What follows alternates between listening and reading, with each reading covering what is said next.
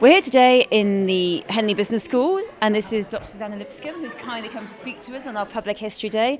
I'm Kate Williams, and I've been hosting the day, and it's been a wonderful engagement with all kinds of public history, with books, with TV, with writing, with community engagement. We've had so much to think about, and Susie was our absolutely amazing and fantastic plenary speaker. She gave the great finale, which has inspired all the students and all of our staff. It's really thrilling.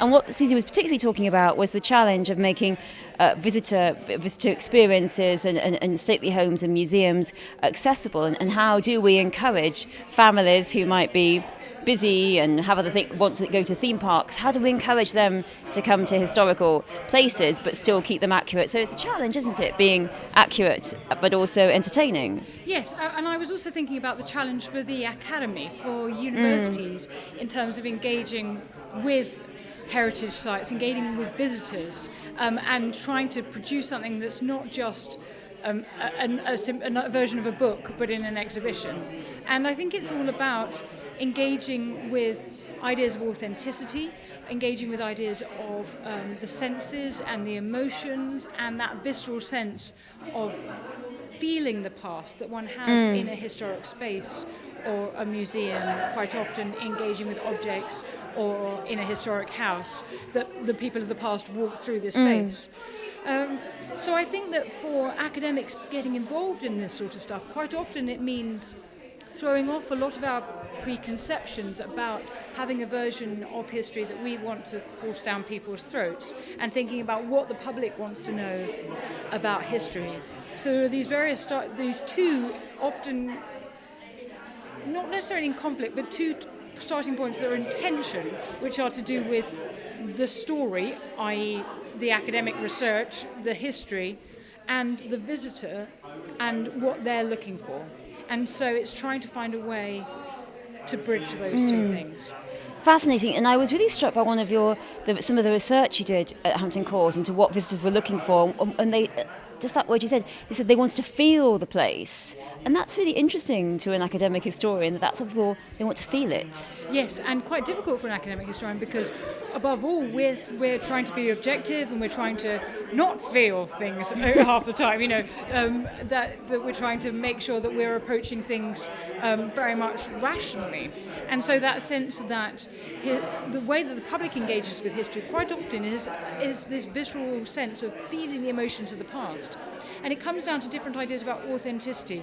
I think the word authenticity is really crucial to think about public history and heritage, because there are so many different understandings of what it means to be authentic. An academic historian might well think that authenticity means accuracy, whereas the public might feel that it means feeling as somebody felt in that space. So an example I was giving was of the Tudor kitchens at Hampton Court, where to make it feel authentic to the public, it was no good for them going in and it being roped off and real items, real pottery or whatever being out there from the 16th century.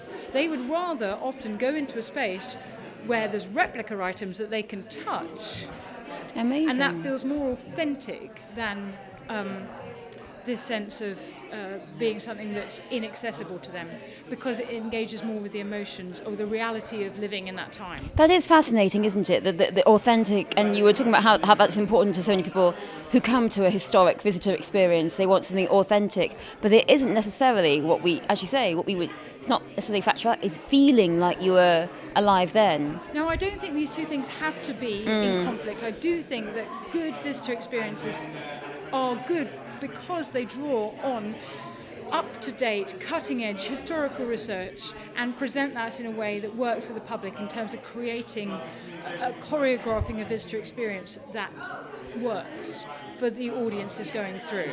I don't think these things have to be in conflict. In fact, I would say because visitors trust museums and historic houses so much to deliver something that's reliable, part of the success for heritage sites comes from drawing on stuff that is really well researched. So, there are tensions there, and there are difficulties and challenges to academics trying to work in public history.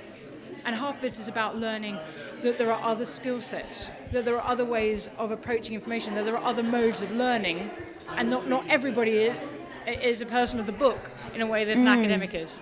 And it was so interesting what else you said. You said, and we have to remember that public history is public history. If the public aren't interested, there's just no point. Yes, and we have to engage the publics in their way of forming history as well. So the publics have a sense, the publics plural, have a sense of learning being something that they can participate in. And too much of the time we're still trying to do something very didactic. We're telling them this is how it is. And that's a challenge for us to overcome. And as it's interesting, isn't it? Because public history is quite a new word, really, in the last perhaps 10 years or so. And as an incredibly successful public historian, as you are, working amazingly, magnificently in books, in TV, in curation, in academia, you have a foot in so many of these amazing areas and work really hard. Being a public historian, do you ever find there any tensions within that, or they all just seamlessly work together? So public history is an idea that it's been big in the States for a long time, and it is quite new as an academic discipline, I suppose, in this country, and thinking about how to do it. Of course, here people have been engaged in public history in different ways for a long time too. It's just that it's new in terms of conceptualizing, having a discourse about it. Of course, there are tensions. There are tensions, and I mean the most obvious one is in terms of time. Time spent making a television program is not time spent teaching students, or time spent writing an academic monograph, which is the most time-consuming activity of all, is not time spent creating something that necessarily is accessible to a wider audience.